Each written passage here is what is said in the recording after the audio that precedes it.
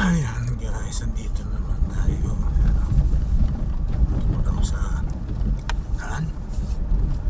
Ayan, hindi na kita yung dinadaan ako sa umaga, pagpasok. Ayan guys. Ito. Hindi mo gano'n ka masarap po dito. Dito guys, pupunta ito sa site. Galing ako sa kampo. Accommodation. So yan. Alam mo ba yan na parang ano yan? Ang daanan ng mga pahapon nung araw nung World War II. Nung World War II, ganito raw ang daanan ng mga hapon nung araw para maghanap ng kalaban. Yan o. Guys, mga idol lang.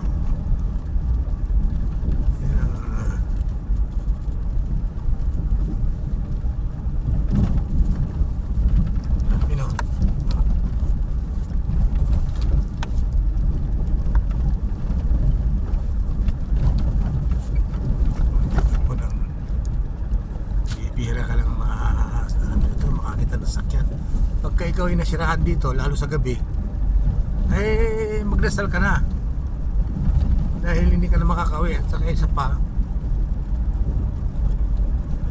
alam mo na ito maraming baka ano ito, bakanting bundok ito, bakanting lupa, kalsada, madilim, kaya hindi mo alam kung ano mangyari sa dito. Pwede ka na ibaon sa desierto, diba guys? Nakakatakot dito pagka gabi, kaya pag gabi kailangan maingat ka, kailangan yung sasakyan mo ay kondisyon. Hindi ka dapat masiraan. Bawal masiraan dito, ganitong kalsada at ganitong lugar.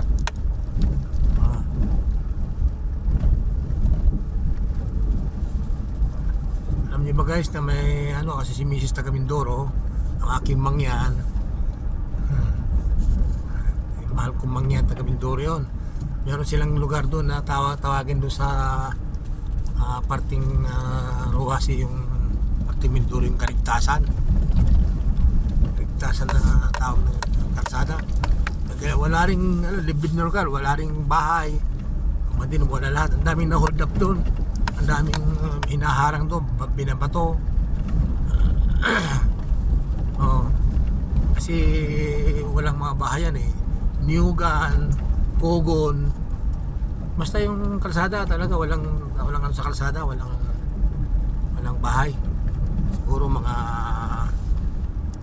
7 yata, mga 7 kilometro hanggang 10. Walang kaligtasan tawag doon yung lugar na yun eh. Alam niyo kung nakaka-relate yung parting Bungabong ata yun, Kaligtasan, Bungabong, Rojas, Mindoro. Ang daming ano doon guys, ang daming nangaharang doon. Minsan balita ko NPA yata nangaharang doon ng pampasayrong bus. Ganun ba? Nabalitaan ko yun eh. Lalagyan nila ng malaking puno ng yung kalsada, harangat, siyempre hinto yung bus. Ayun, kaya hindi ganito rin dito guys, kakatakot dito pag gabi.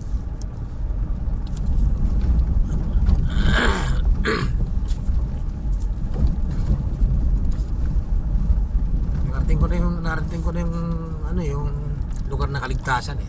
Kaya hindi yung Kaligtasan na yun, hindi kaligtas. Tinatawag yung lugar na yun, Kaligtasan.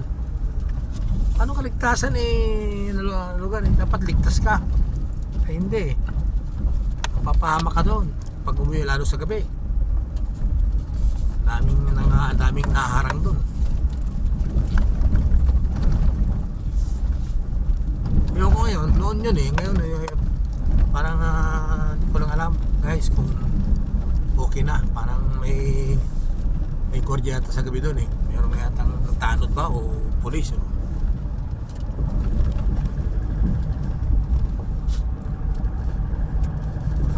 yan guys. Yan dinadaan ko yan sa